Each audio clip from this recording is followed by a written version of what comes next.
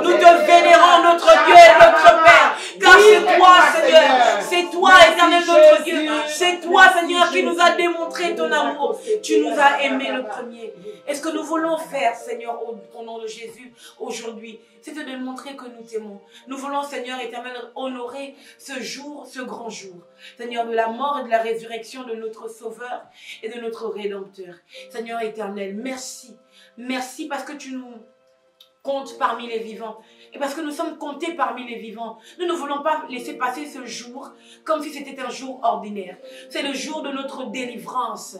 Seigneur, le jour de notre salut. Le jour éternel, oh Dieu, où tout ce que le diable avait prévu contre nous a été contrecarré. Merci Jésus d'avoir accepté de mourir, mais de t'être battu pour revenir à la vie. Nous te rendons toute la gloire, Seigneur. Et ce que nous voulons aujourd'hui au milieu des saints, c'est que tu manifestes le pouvoir de la résurrection dans le nom puissant de Jésus-Christ de Nazareth. Quel que soit ceux qui étaient morts dans nos vies et qui étaient supposés être en vie, nous déclarons au nom de Jésus que le pouvoir de la résurrection ramène cela à la vie au nom de Jésus. Je déclare que la joie d'un homme, d'une femme revient à la vie dans le nom de Jésus et la tristesse est désormais bannie au nom puissant de Jésus-Christ de Nazareth.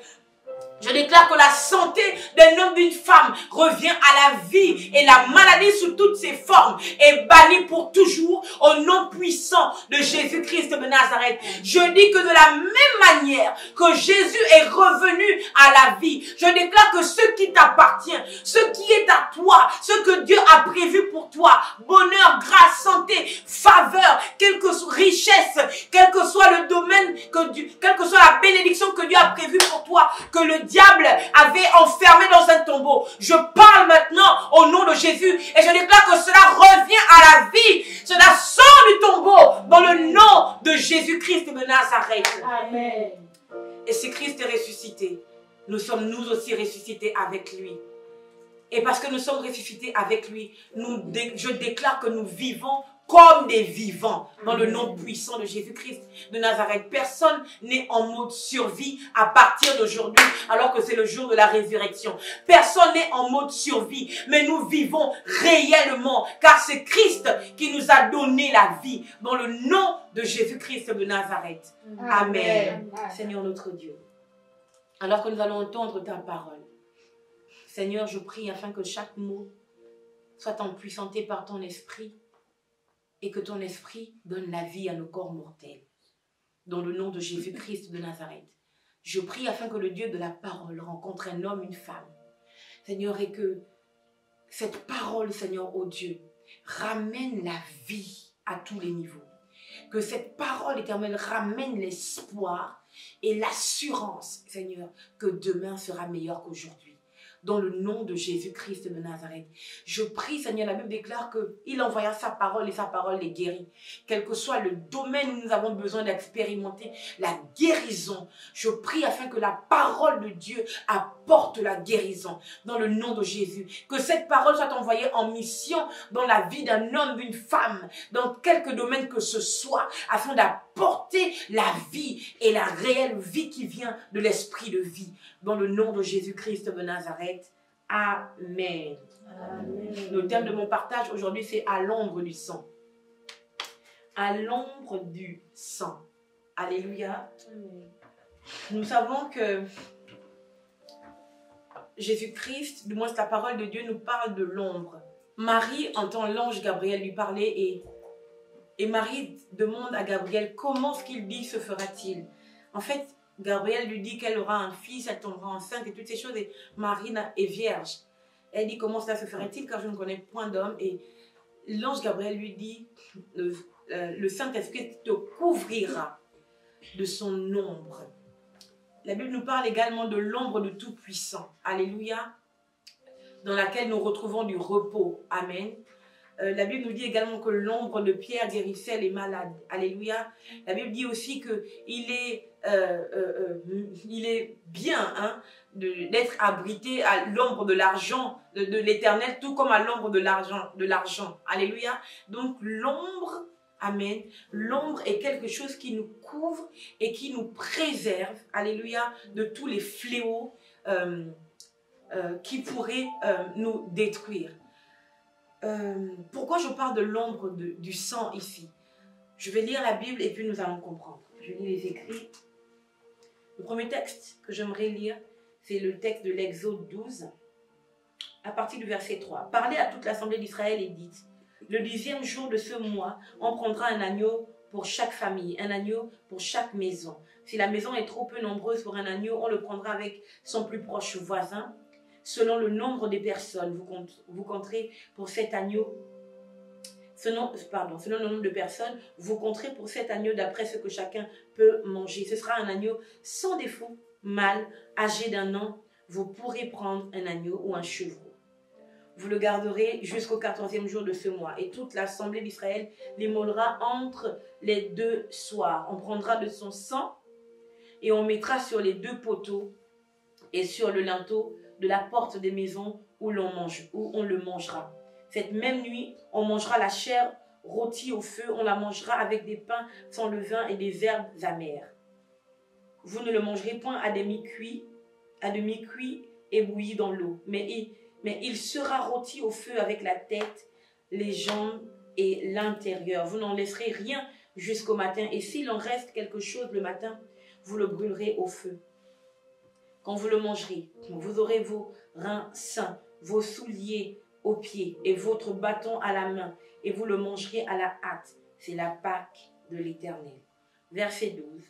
Cette nuit-là, je passerai dans le pays d'Égypte, et je frapperai tous les premiers-nés du pays d'Égypte, depuis les hommes jusqu'aux animaux, et j'exercerai des jugements contre tous les dieux de l'Égypte. Je suis l'Éternel. Verset 13. Le sang vous servira de signe sur les maisons où vous serez. Je verrai le sang et je passerai par-dessus vous.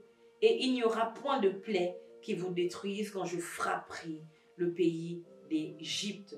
Vous conserverez, verset 14, vous conserverez le souvenir de ce jour et vous le célébrerez par une fête en l'honneur de l'Éternel.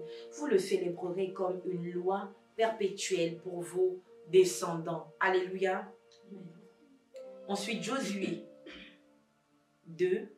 À notre entrée dans le pays, attache ce cordon de fil cramoisi à la fenêtre par laquelle tu nous fais descendre, et recueille auprès de toi dans la maison de ton père, ta mère, tes frères et toute la famille de ton père. Si quelqu'un d'eux sort de la porte de ta maison pour aller dehors, son sang retombera sur sa tête et nous en serons innocents.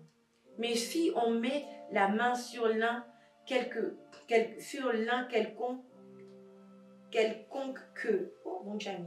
de ceux qui seront avec toi dans la maison, son sang retombera sur notre tête. Et si tu divulgues ce qui nous concerne, nous serons quittes du serment que tu nous as fait faire. Je vous ai lu 2 textes. J'en lirai certainement un autre.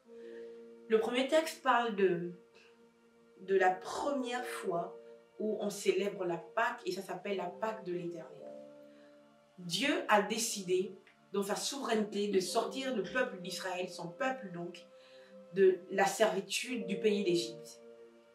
Et le Seigneur demande à tous les enfants d'Israël de se regrouper en famille. Alléluia. Et le Seigneur demande à chaque famille de tuer un agneau, de l'immoler. Alléluia. Et de se servir du sang de cet agneau et de le mettre sur les portes et les linteaux. De telle sorte que lorsqu'il passera frappé, lorsqu'il passera démontrer son jugement en Égypte, que les enfants d'Israël soient couverts, qu'ils soient protégés du jugement de l'Éternel. Alléluia. Le deuxième texte que j'ai lu, c'est le texte de Rahab la prostituée. Rahab est une prostituée vivant à Jéricho, alors que Israël est sorti d'Égypte et Israël a commencé la guerre de la conquête de Canaan. Jéricho étant un territoire faisant partie de Canaan, il fallait qu'Israël le possède. Amen. Et avant de se lancer en guerre pour posséder Jéricho, Josué envoie des espions à Jéricho, explorer le pays. Alléluia. Et ces espions sont accueillis par Rahab, qui était une prostituée. Et ils ont fait un contrat du moins ils se sont mis d'accord de telle sorte que Rahab les protège, que Rahab ne parle pas d'eux. Alléluia. De telle sorte que lorsque Israël viendrait pour posséder Jéricho, donc faire la guerre à tous les habitants de Jéricho et à leur roi, que Rahab soit exemptée, que Rahab soit protégée. Et il donne donc un fil cramoisi à Rahab, donc un fil rouge. Et ils disent un morceau de tissu, si vous voulez, ils disent à Rahab d'attacher ce morceau de tissu à l'endroit, à la fenêtre par laquelle elle les faisait fuir de la main du roi de Jéricho et de tous les hommes de Jéricho. Alléluia. Et la Bible déclare que ces hommes disent à Rahab de prendre dans sa maison ses frères, ses sœurs et toute la famille de son père. Alléluia. De telle sorte que quand ils vont venir frapper, toute la famille de Rahab soit protégée. Amen.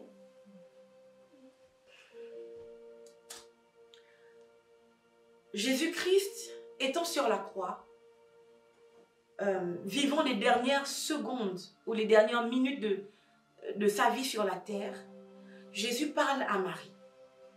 Il dit,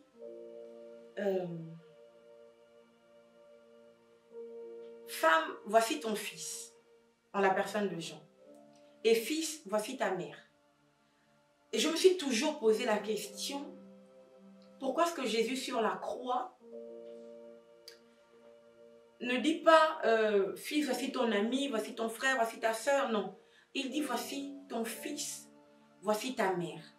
Je comprends que, en étant sur cette croix, Jésus est en train de donner vie à une famille selon lui. Est-ce que je parle à quelqu'un? Jésus est en train de donner vie à une famille selon lui. Et j'ai l'habitude de dire que l'adoption est plus forte que le sang. Aujourd'hui, je vais le dire différemment. L'adoption par le sang de Jésus est plus forte que le sang d'un homme, d'une femme. Que le sang qui sort de la chair d'un homme, d'une femme. Je le dis mieux. Jean et Marie n'avaient aucun lien de sang. Alléluia. Cependant, quand Jésus est sur la croix, il sait qu'en s'en allant, le cœur de Marie est brisé et détruit parce qu'elle perd son fils. Et ce que Jésus est en train de faire sur la croix, il reconstitue la famille de Marie en lui donnant un autre fils à sa place qu'est Jean. Ma prière pour nous ce matin, c'est que quel que soit combien notre famille est brisée, quel que soit combien on se sent seul, démuni de parents, d'amis, de soutien, je prie au nom de Jésus-Christ de Nazareth que parce que le sang de Jésus a coulé, je prie que Dieu reconstitue ta famille, que Dieu te donne des personnes qui vont être une famille pour toi dans le nom puissant de Jésus-Christ de Nazareth. Je vais maintenant commencer mon message.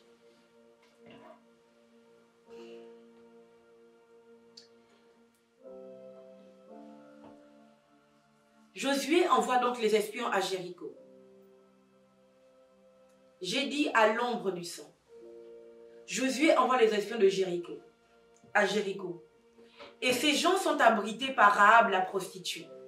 Rahab était une femme totalement disqualifiée à cause de sa réputation et à cause du métier qu'elle exerçait. Elle était prostituée. Alléluia. Et lorsque ces gens arrivent, Rahab a la présence d'esprit de les abriter dans sa maison parce qu'elle sait que ce sont des personnes qui travaillent pour le Dieu d'Israël. Si vous lisez le texte plus loin, elle dit « J'ai entendu parler de vous et je sais que l'Éternel est avec vous.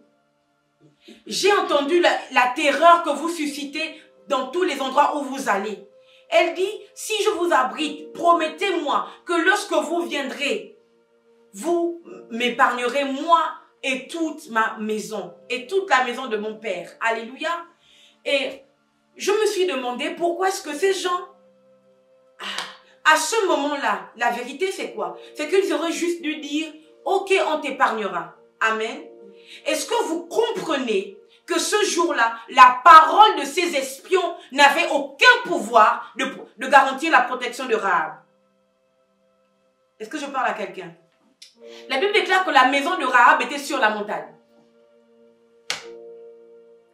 La maison de la prostituée était sur la montagne. Donc, il était impossible qu'elle ne soit pas visible. Je suis en train de dire, quelle que soit l'étiquette qu'on a jetée sur toi, si Dieu décide de te mettre sur la montagne, même avec cette étiquette, tu seras incontournable et tu accompliras le destin que Dieu a prévu pour toi. Je suis en train de prophétiser au nom de Jésus. Quel que soit ce que tu vis maintenant, quel que soit ce que les hommes et les femmes disent contre toi pour anéantir la destinée de Dieu dans ta vie, je prophétise au nom de Jésus-Christ de Nazareth que ton Dieu te met sur la montagne de telle sorte que, quel que soit ce qu'ils vont dire, tu sois visible et que tu accomplisses ce pourquoi il t'a suscité. Amen. Au nom de Jésus. Amen. La maison de Rahab était sur la montagne. Et Rahab était une femme prostituée mais spirituelle. Et si vous lisez les écrits, on dit que Rahab était dans la maison de la prostitution. J'ai envie de suggérer que Rahab était obligée d'être prostituée à cause de ce que la maison de son père était appelée la maison de la prostitution. En réalité, Rahab était une personne que Dieu avait choisie. Alléluia. Quel que soit ce par quoi tu passes ou qui tu es aujourd'hui, tu dois garder dans ton esprit que si Jésus n'a pas hésité à mourir pour toi, c'est que tu es sélectionné pour un but bien précis. Et pour un but glorieux. Alléluia. Rahab donc dit à ces gens de se souvenir d'elle et de la maison de son père. Ce qui est extraordinaire, c'est que les Juifs, quand ils donnent une parole, ils la respectent. Alléluia. Sauf que ce jour-là, la parole des espions n'a pas suffi pour épargner Rahab de la mort et de la destruction de Jéricho. Il fallait un signe. Je dis que si la parole de quelqu'un n'a pas suffi pour te protéger, pour te garder, je déclare que le sang de Jésus va te couvrir. Le sang qui a coulé à la croix va te couvrir dans le nom puissant de Jésus-Christ de Nazareth. Ils ont donné leur parole. Mais en plus de la parole, il fallait un signe. Et le signe en question, c'est un morceau de tissu rouge. Cramoisi, si vous voulez, comme nous dit la Bible. Ils disent à cette femme, attache. Tu attacheras ce morceau de tissu cramoisi à la fenêtre sur laquelle, par laquelle tu nous fais descendre. En fait, elle a fait descendre les espions par cette fenêtre pour qu'ils s'enfuient. Alléluia. Il fallait un signe, à un moment donné. Est-ce qu'il m'est possible de renverser tous ces préjugés dans le corps de Christ qui nous fait croire que la parole de Dieu du moins la parole est suffisante. Sauf que, à côté de du moins, Dieu accompagne sa parole par des actes que nous, les prophètes, nous appelons des actes prophétiques. Je le dis mieux. Dieu a décidé qu'il allait sauver la descendance d'Adam. Alléluia. Mais il fallait qu'il pose un acte prophétique qui montrerait que la descendance d'Adam, donc l'humanité, a été rachetée et sauvée. Il fallait que Jésus meure.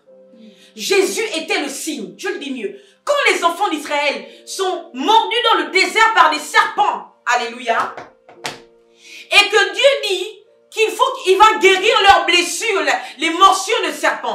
Dieu dit à Moïse, tu feras un serpent des reins que tu élèveras, my living God. Est-ce que vous comprenez que le seul moment où Jésus a pris la forme d'un serpent, c'était pour guérir les gens qui avaient été mordus par le serpent? Le serpent des reins en question, c'est le Fils de Dieu qui est cloué à la croix et qui est élevé, afin que ceux qui sont blessés, ceux qui sont brisés, ceux qui sont, comment dire, la proie de la mort, qui lèveraient les yeux vers le serpent des reins, reçoivent la guérison. Est-ce que je parle à quelqu'un? Alléluia. La parole se fait suivre de signes. Alléluia. La parole est renforcée par les signes. Et les signes sont renforcés par la parole. Nous ne pouvons pas dire que nous croyons dans le Dieu d'Israël et nous refusons les actes prophétiques. Et nous refusons les signes par lesquels il manifeste sa parole. Jésus, non. Le serpent était un signe que Jésus un jour serait élevé. Alléluia. Est-ce que je parle à quelqu'un? Et si Jésus accepte de prendre la forme du serpent des reins, qui sommes-nous? Est-ce que je parle à quelqu'un? Alléluia. Ces hommes donc ont donné leur parole arabe, mais ce n'était pas suffisant. Il fallait un signe. Un signe, pourquoi? Pourquoi un signe? Je vous ai lu le livre d'Exode. Dieu avait dit qu'il allait frapper tous les premiers-nés d'Égypte. Et il avait demandé aux enfants d'Israël de mettre sur les portes et les linteaux le sang, pour que le sang leur serve de signe afin d'être épargnés. Alléluia. Est-ce que je parle à quelqu'un? Là aussi, la parole n'était pas suffisante. Il fallait un signe. Alléluia. Pour que ces gens soient exemptés de la mort. Est-ce que je parle à quelqu'un? Il fallait un signe qui renforce la parole et il fallait que la parole soit renforcée par ce signe. Est-ce que je parle à quelqu'un? Quand il arrive à Rahab, ils font la même chose. Ils donnent leur parole, mais il faut un signe qui renforce la parole. Et il faut que la parole soit, que le signe soit renforcé par la parole, que la parole soit renforcée par le signe. Si Dieu avait juste dit que nous serons sauvés, sans envoyer Jésus comme étant le signe de notre salut, cela n'aurait pas fonctionné. Est-ce que je te parle? Rahab attache donc le signe. Pourquoi le signe? Parce qu'il y avait eu une parole. Parce qu'il y avait eu une parole qui condamnait tout le monde. Est-ce que je parle à quelqu'un? Il y avait une parole qui était sortie et qui condamnait tout le monde. Dieu a parlé. Il a dit, je frapperai les premiers-nés d'Égypte, depuis les animaux jusqu'aux hommes. Dieu n'a pas dit, je frapperai les premiers-nés. Il y avait une parole qui condamnait tout le monde. Au niveau de Rahab, Dieu demande de dévouer par interdit Jéricho. Quand on parle de dévouer par interdit, ça veut dire que rien ne doit subsister, tout le monde doit mourir.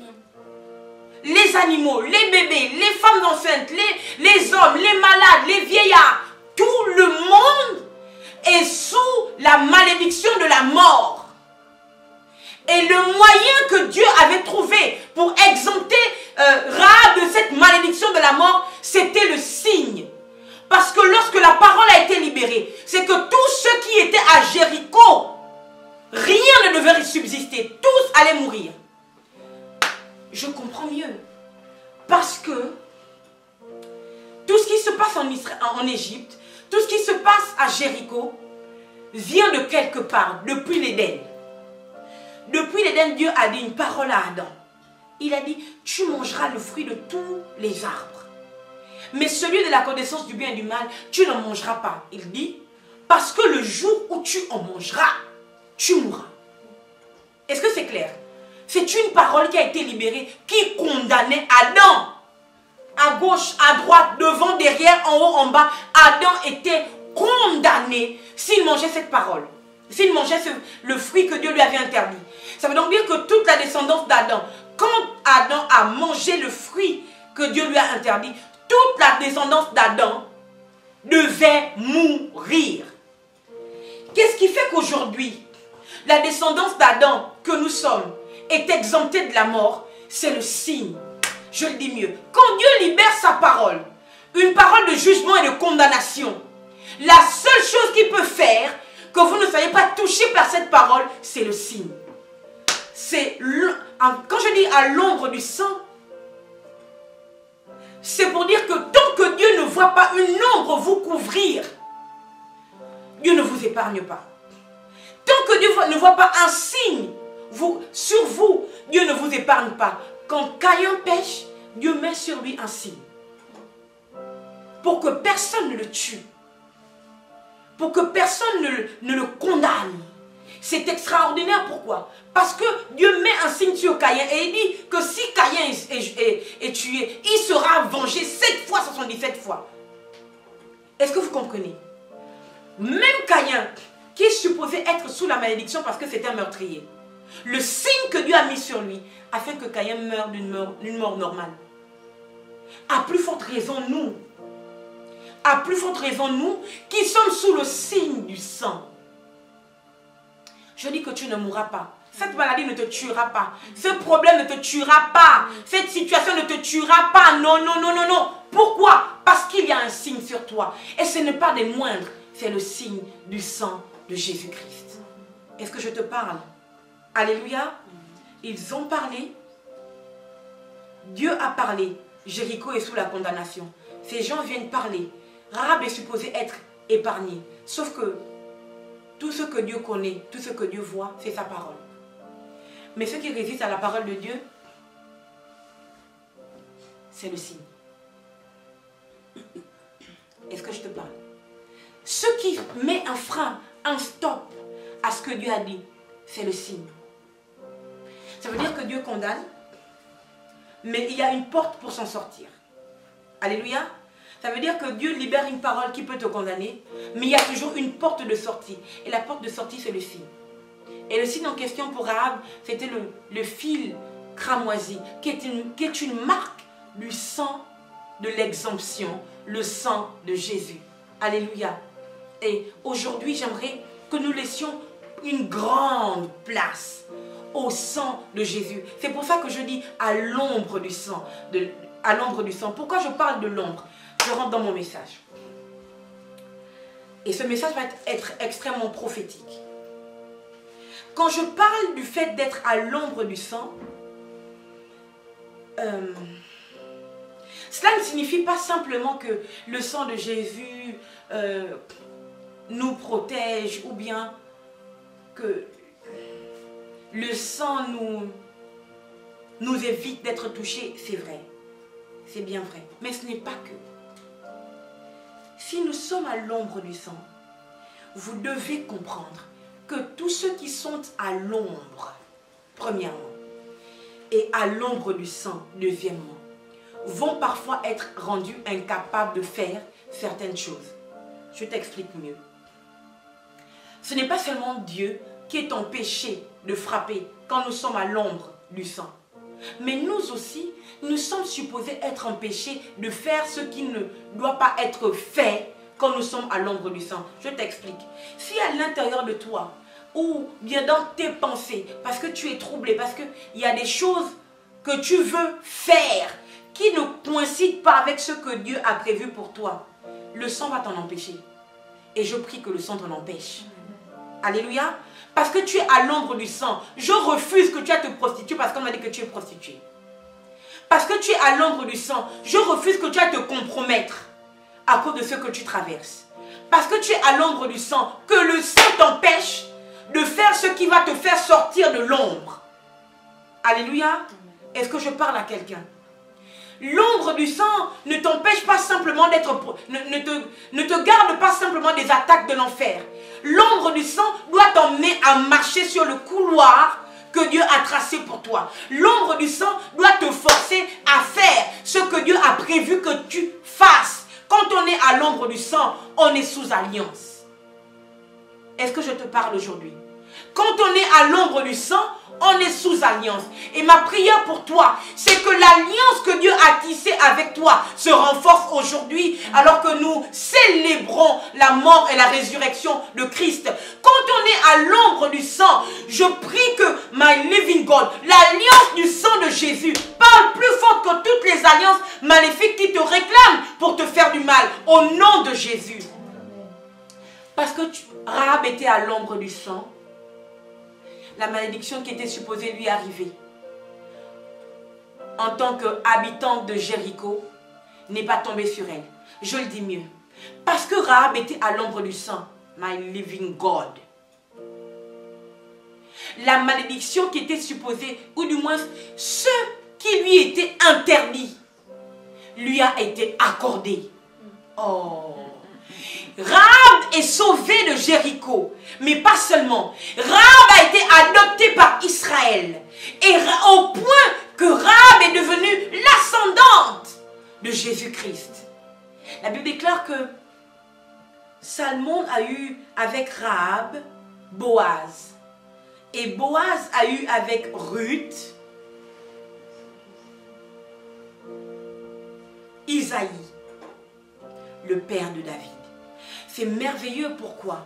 Parce que Rahab ne savait pas que le fil cramoisi qu'elle avait attaché, my living God, qu'elle avait attaché à sa fenêtre pour être exemptée de la mort, ouvrait la porte de sortie de la mort à Ruth. La Bible déclare que les Moabites, la Bible dit, c'est Dieu qui parle à Jérémie et il dit que les Moabites ne seront pas acceptés dans l'assemblée des saints. C'est-à-dire qu'ils n'avaient même pas le droit de croire en Dieu. Sauf que le fil cramoisi a crié pour Ruth. Est-ce que vous comprenez que Rahab, qui était une étrangère, est devenue l'ascendante de Jésus? Ça ne s'est pas arrêté, my living God. Ça a commencé avec Rahab. Et ça continue avec nous aujourd'hui.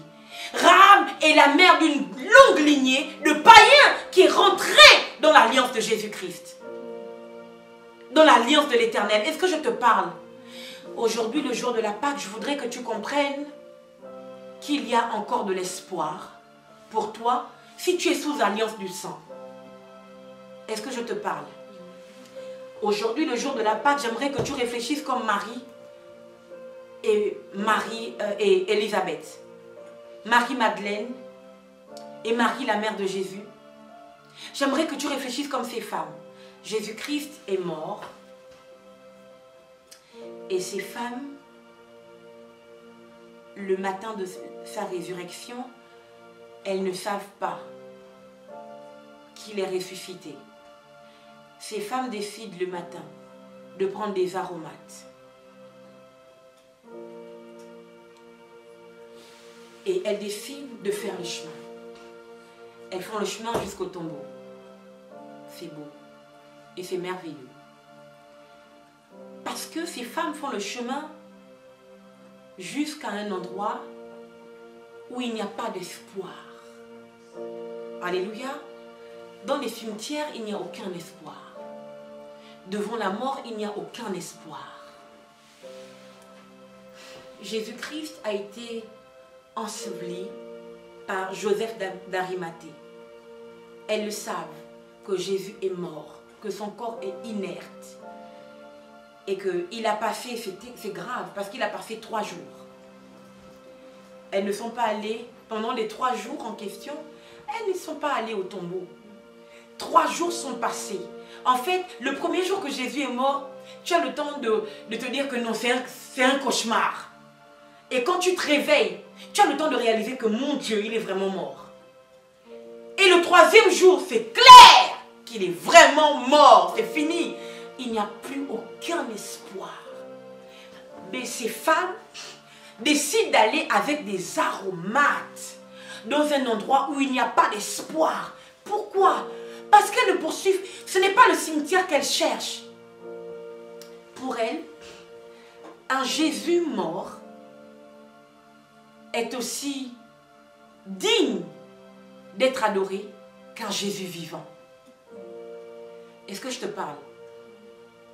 Un Jésus mort mérite autant d'attention qu'un Jésus vivant.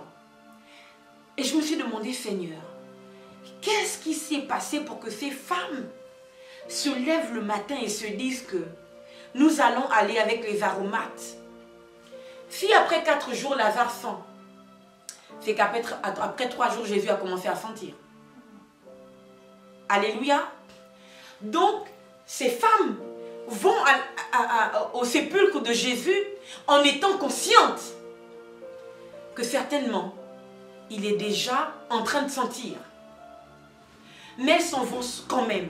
Pourquoi ces femmes prennent la décision d'aller avec des aromates vers un Jésus mort? À cause de l'alliance. À cause de l'alliance qu'elles ont tissée avec Jésus quand il était vivant. Est-ce que je te parle?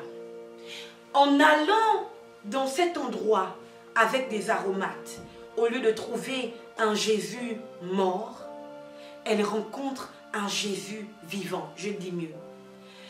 Elles s'en vont avec l'espoir de trouver un Jésus mort. Et Dieu leur montre que leur espoir ne sera pas déçu, non. Dieu leur donne au-delà de ce qu'elles avaient espéré. Elles avaient espéré rencontrer un Jésus mort. Et Dieu leur livre un Jésus vivant.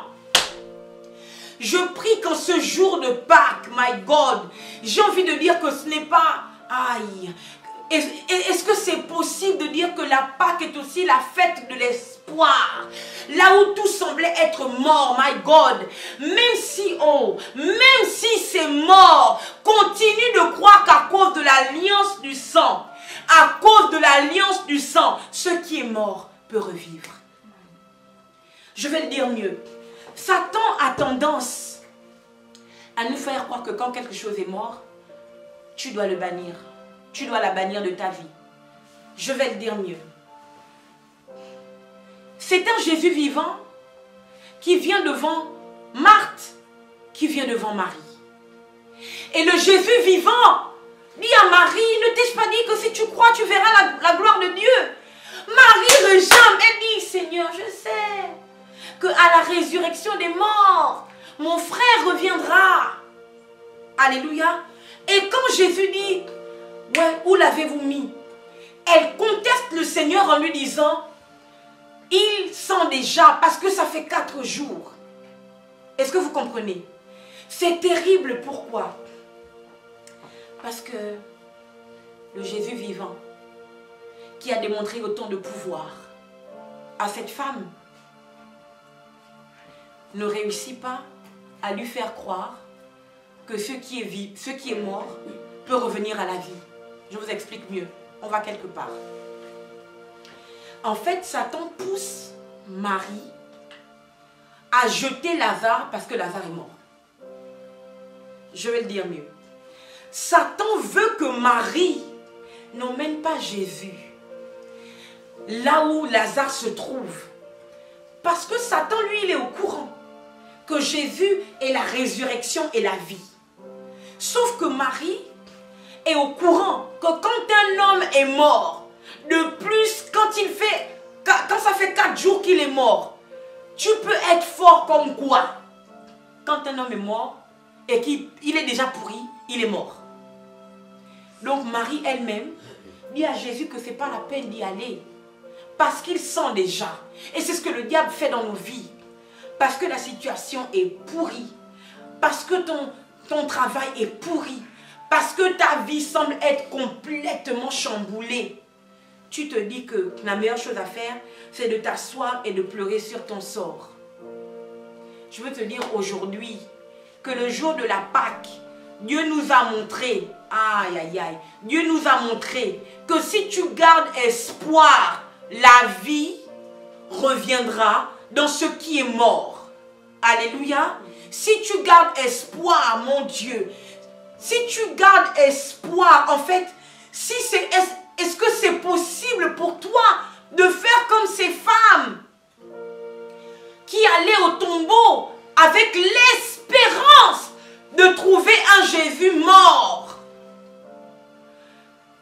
Ce qui les a distingués, c'est leur espérance de trouver un Jésus mort. Aujourd'hui, ce qui doit te distinguer, c'est ton espérance, je vais le dire mieux, c'est ta certitude que Jésus est vivant. Et si Jésus est vivant, tout doit revivre en toi. Si Jésus est vivant, il est capable d'influencer ce qui est mort dans ta vie afin de ramener cela à la vie. Est-ce que je te parle? Je te dis que tu dois être à l'ombre du sang. Or, le sang, c'est l'alliance. Et l'alliance que nous avons tissée avec Dieu doit nous donner l'espérance, doit nous donner la foi, doit nous faire croire. Rahab a tissé une alliance avec les enfants d'Israël. Et son alliance avait un signe. C'était le fil cramoisi. Et parce qu'elle a cru dans l'alliance qu'elle a tissée avec ces gens, elle a ouvert la porte à Ruth, qui était elle aussi une païenne. Et qui est devenue elle aussi une ascendante de Jésus. Il faut que tu comprennes que si tu es à l'ombre du sang, ça veut dire que tu es à l'ombre tu es sous la couverture d'une alliance bien plus forte que des mots, bien plus forte que les paroles.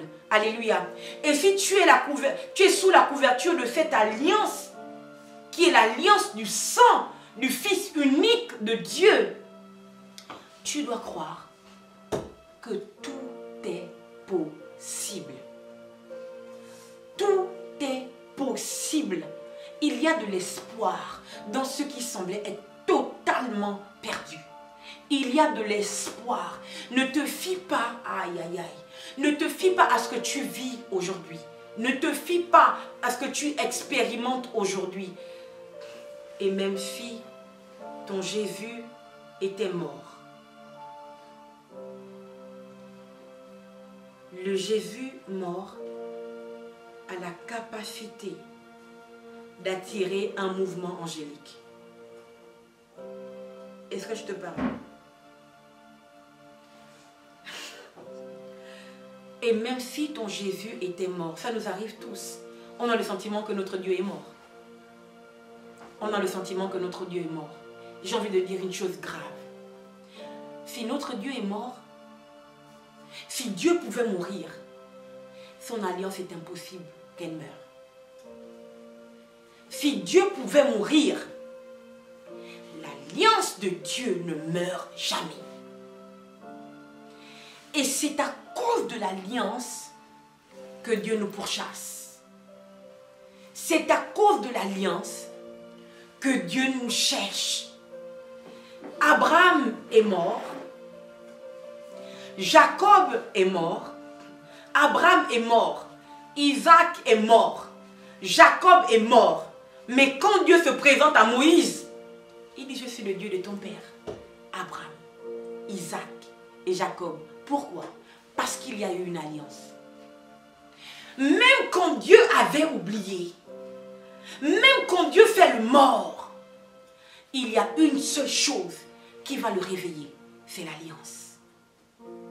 Aujourd'hui, j'aimerais que tu vois le sang qui a coulé ce jour-là, non pas comme une effusion ordinaire, mais une effusion qui a tissé une alliance avec tout homme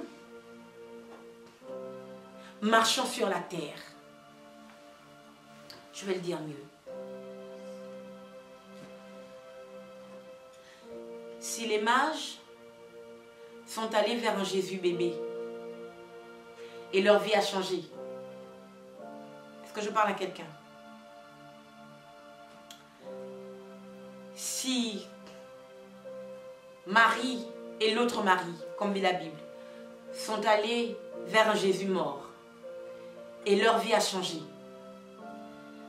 je te parle aujourd'hui afin que tu ailles vers un Jésus vivant pour que ta vie change. Il n'est pas resté dans le tombeau, il est ressuscité.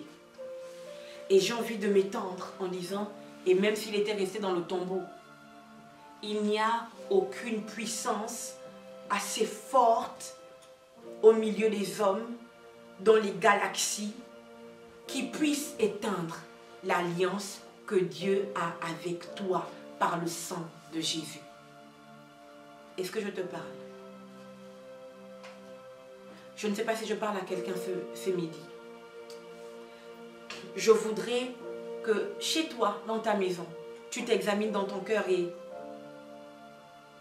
que tu regardes à quel niveau tu te trouves par rapport à l'alliance. Parce que Dieu est positionné au même endroit.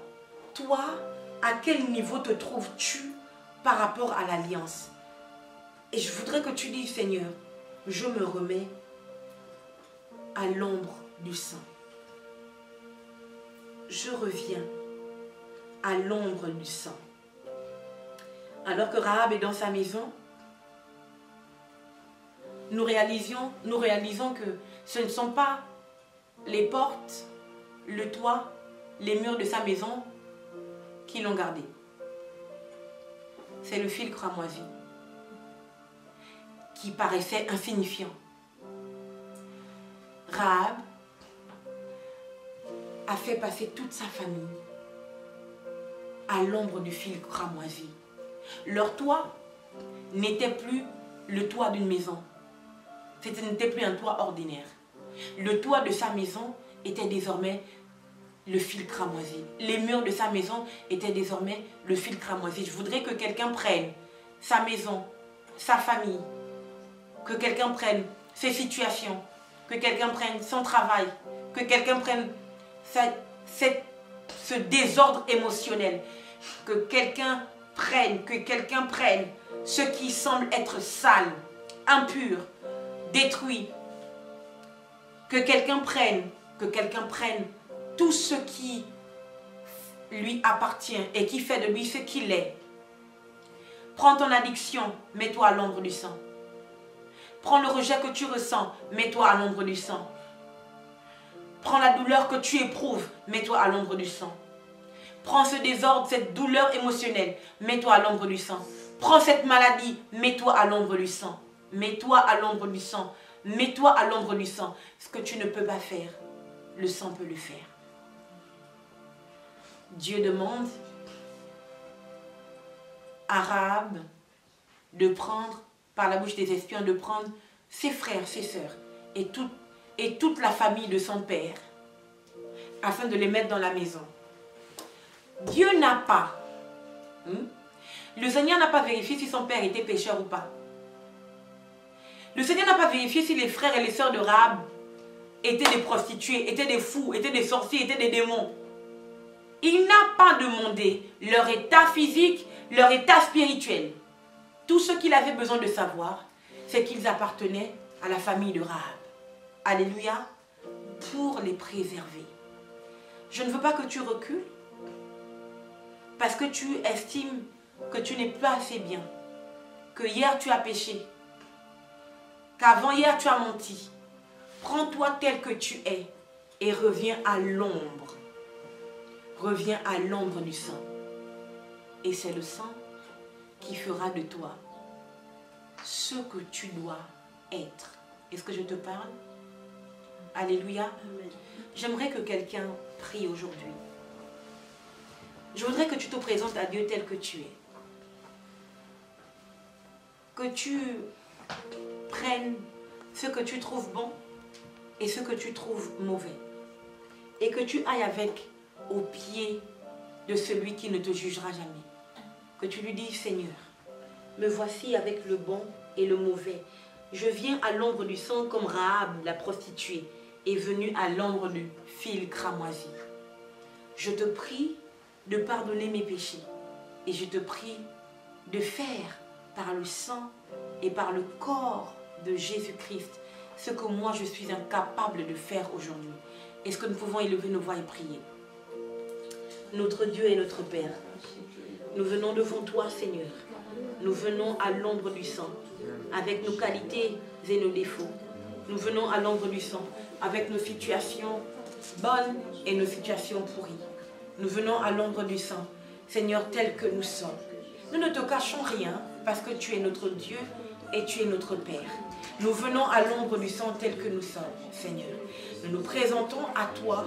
Et ce que nous voulons, Seigneur, oh Dieu, c'est faire notre Dieu comme Marie de Magdala et l'autre Marie.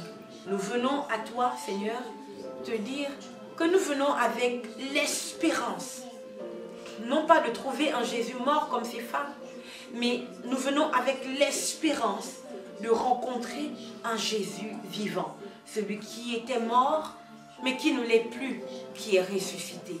Seigneur, je viens avec ma famille, Seigneur, oh Dieu, je viens avec mes situations, je viens avec mes espoirs, je viens avec cet éternel mon Dieu, mon espérance, je viens même avec tous mes doutes, je viens, Seigneur, oh Dieu, avec mes peurs, mes craintes, je viens avec mes pleurs, je viens avec le déshonneur, la honte, l'humiliation.